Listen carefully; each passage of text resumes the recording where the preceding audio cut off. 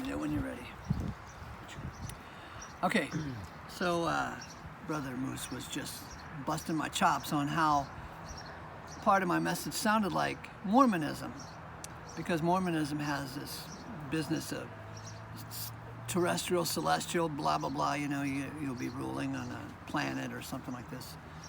And yes, I do agree that Paul teaches that the believers in Christ have a special allotment to rule with Christ. But it's only during the eons. See, this is the difference between Paul's teaching and Mormon teaching. Rulership, authority, and power come to an end, including Christ's rulership, authority, and power. 1 Corinthians 15:24 and 25 talk about when Christ gives up his kingdom. It says he must reign until. What does the word until mean? It generally puts a time limit on something. If you go over to the book of Revelation, John says Christ will reign forever and ever. However, that phrase is not in the Bible, forever and ever. It actually says in the Greek language that Christ will reign for the eons of the eons. It doesn't say he will reign forever and ever. It can't say he will reign forever and ever, because Paul tells us in a greater revelation than the book of Revelation, Paul tells us that Christ will reign until he puts all of his enemies under his feet. Until puts an end to Christ's rulership and reign. And who are his enemies? You look in the verse just prior to this, chapter 15, verse 23, it says that the rulership, authority, and power will be abolished. So there's three enemies. Rulership, authority, and power are really enemies of God. Why? Because as long as rulership, authority, and power are needed, it means that creation is not perfected yet. And so if God can bring the universe to where rulership, authority, and power are abolished, wow, we're making progress here. The next thing to happen when rulership, authority, and power are abolished is that Christ gives up his kingdom to God, for he must reign until he puts his enemies under his feet. And who is the last enemy? We've already discussed three enemies. The last enemy, the fourth enemy, is death. For he must reign until he puts all of his enemies under his feet. The last enemy to be abolished is the wages of sin. Death is the wages of sin. If he's going to abolish death, who can be dead? If death is abolished, God has to bring everyone back to life. In a glorious way, they have to be vivified. And guess what? You back up a couple more verses and it says, for even as in Adam all die, so in Christ shall all be vivified. Okay, so, yes. And then God's all in all, you said? And then, jump down to verse 28. Then when all this stuff happens, rulership, authority, power, and death are abolished, Christ's rulership is abolished, then God can be all in all. The Mormon teaching has all these good rewards, shall we say, for being a good boy, but they go on forever. They don't realize that there's a timeline in God's purpose.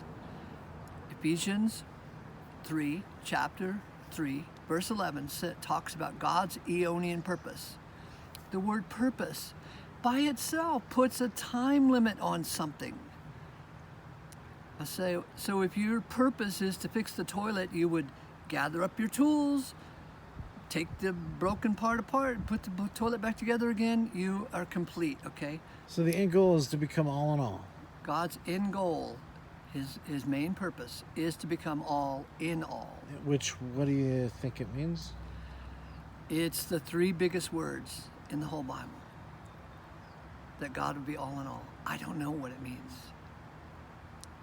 It's the only place that just, it goes beyond our imagination.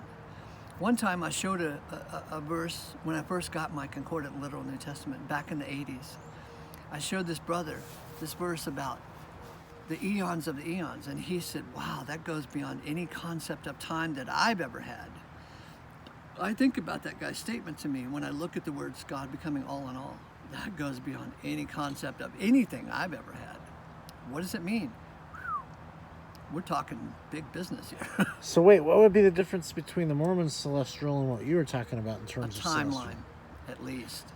Because they say they talk about for all eternity, Yeah, but for all they don't have eternity- the accurate understanding of eons, of ages. Right. They think that they're going to rule forever and ever and ever and ever and ever and ever and ever But over somebody not. on a given planet. But they're not. I'm saying as long as rulership is needed, that means the universe is not complete yet. So like good old Buckminster Fuller talked about, building a new model to render the old obsolete.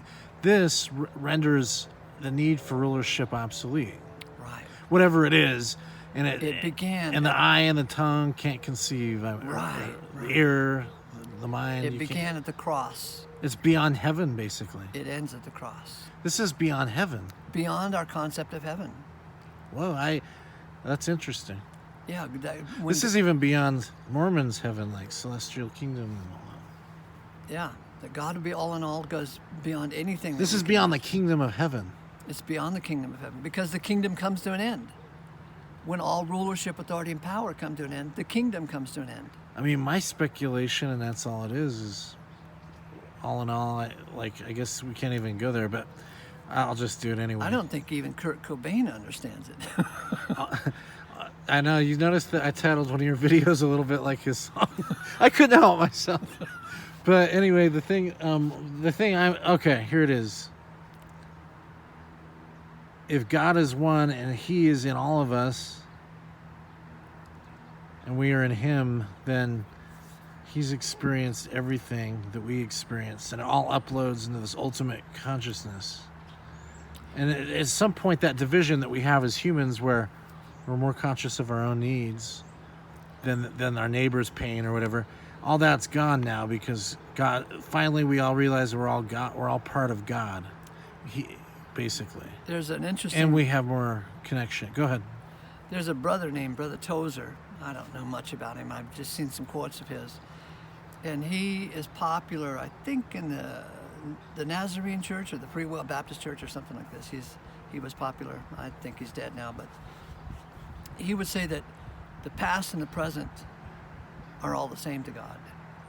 So yeah, God has experienced everything all at once. Like I mean, for Trekkies, be like being in the holodeck, or if you like the Matrix, you're in the I don't know. But it's like this consciousness that's in everyone or something. I don't know. Experiencing everything simultaneously. That's, yeah, I can imagine that God would experience that simultaneously. Because there are a couple of verses that hint at least, that Christ was slain before the foundation of the world.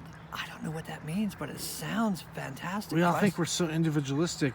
But the reason we shouldn't, break the commandment, like 10 Commandments and shit like that, is when you harm someone else, you're harming yourself because we're all part of God. Okay. Maybe? I can get that. Yeah. But back to this idea. All right. That we have our own unique personality. That Christ on was top the of Lamb it. slain from the foundation of the world. Yeah. Not just 2,000 years ago, even before the world was begun. Yeah. At the very foundation of it, Christ was slain. So. But one thing you said that I really liked when I asked, because I ask you questions. And I was like, why did God do all this? And he's like, he didn't want to be lonely. I always thought that too. It made life more interesting. Thank you. Anything else you want to say? That's it for now. All right. Grace.